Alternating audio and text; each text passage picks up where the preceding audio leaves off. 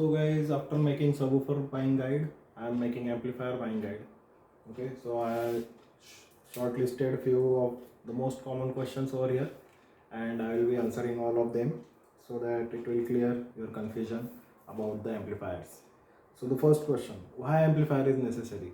Most of the guys ask me that I will install big old speakers on the stock head unit itself, and I will be using good potential, good audio output on stock system, and why to invest money in the amplifier.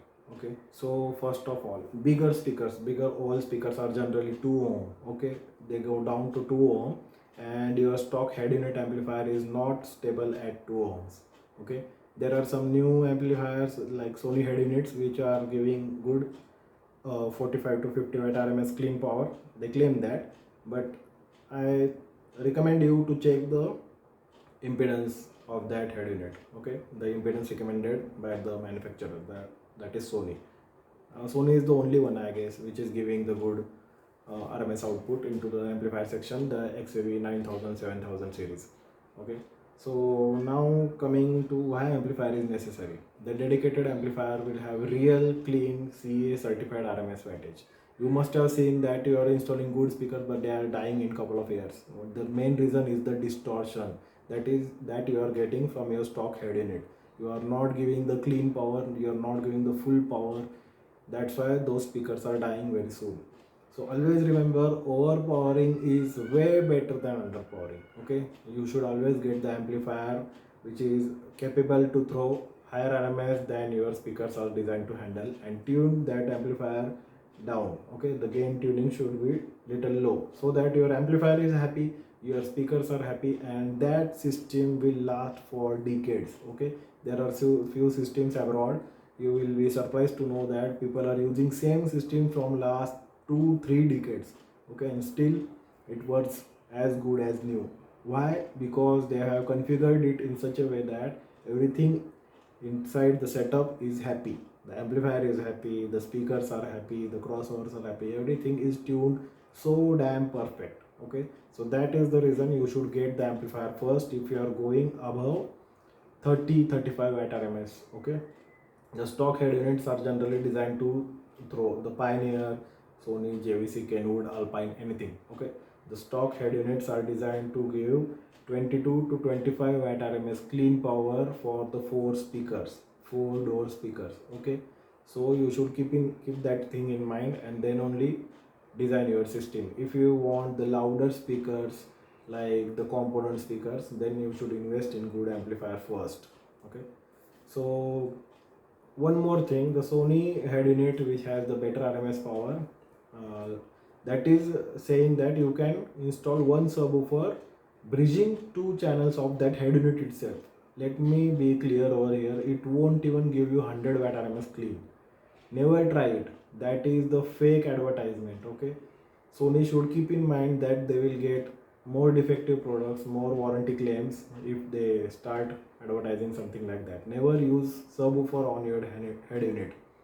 The generally car subwoofers start around 250-300 watt RMS range, and that is huge for your head unit. So always buy dedicated amplifier. Now let's move to the second question. Why branded amplifiers only? Why not the Chinese non-branded amplifiers? Because the branded amplifiers have the good brands, I mean, have the output filters, and that is most important. Amplifying this audio signal is not a great deal, not a big deal. Okay, but giving the filter audio, clean audio output is the main thing. For example, I will give you the Boat audio system versus the JBL home audio system. You will notice the difference in audio output because the amplifiers design inside are different.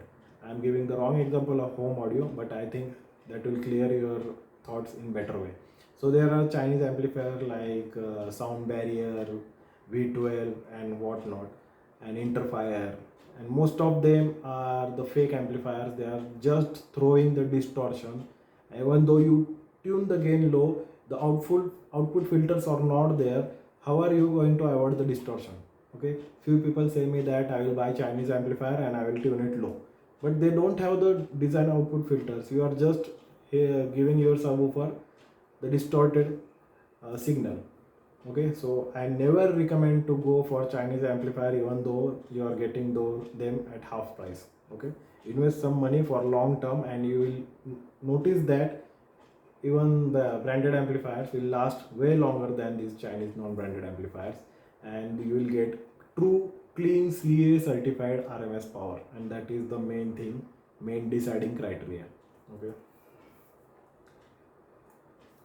so now the next question is, many people say that I am going to install 2 speakers and 1 subwoofer.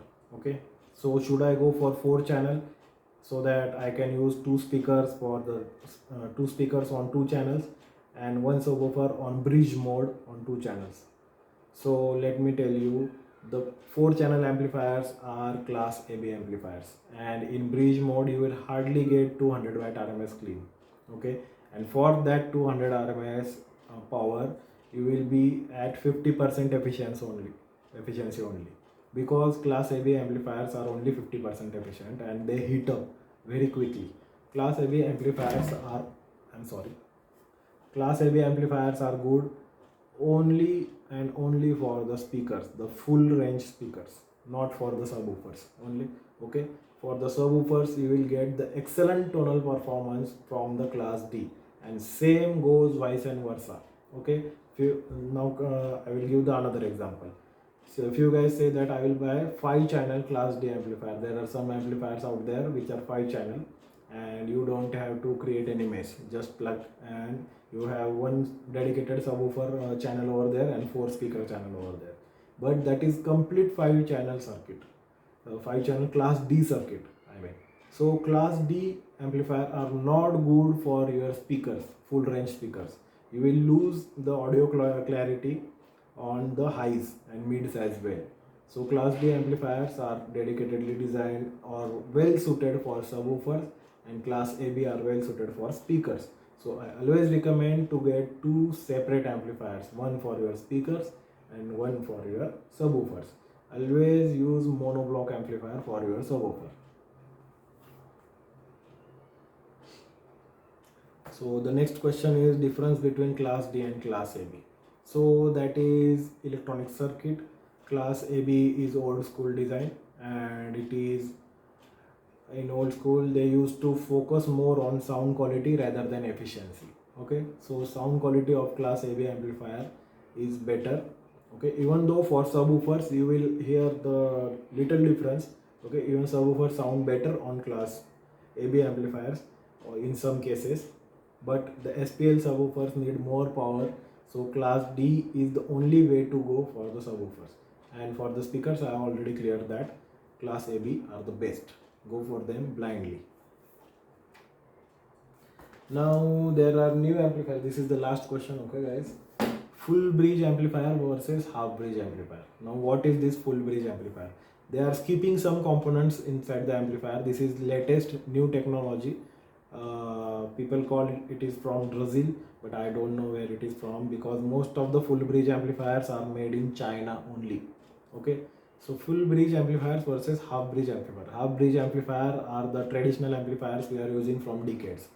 Okay, so in full bridge amplifier they are reducing the components, they are fully bridging both of the channels and sending more output.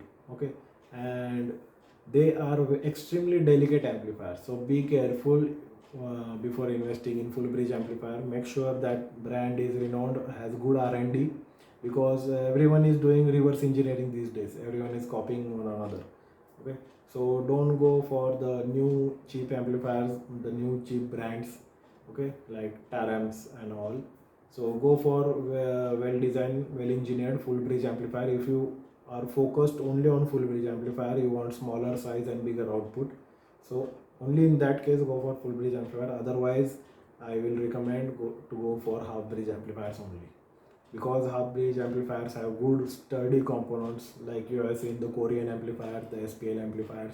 Just open the box, open the amplifier, and you will be surprised. Okay, they are beefy.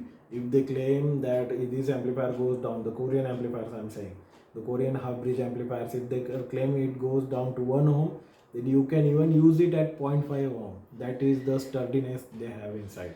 But that is not the case with the full bridge amplifier. Even they claim full bridge amplifier at 1 ohm, you can't even use it at 1 ohm true load, okay, because they get extremely hot, and that is the case. So skip full bridge amplifier if your setup is daily drive setup, and for SPL competition you can go for full bridge amplifier as they are cheap, and if you give them good input power, they work at certain stage, okay. That is not completely trash. At least they are better than the two Chinese amplifier, okay. So that was this video about the amplifier. If you have any questions for amplifiers, you can drop your questions below in the comment section. Stay tuned, live loud.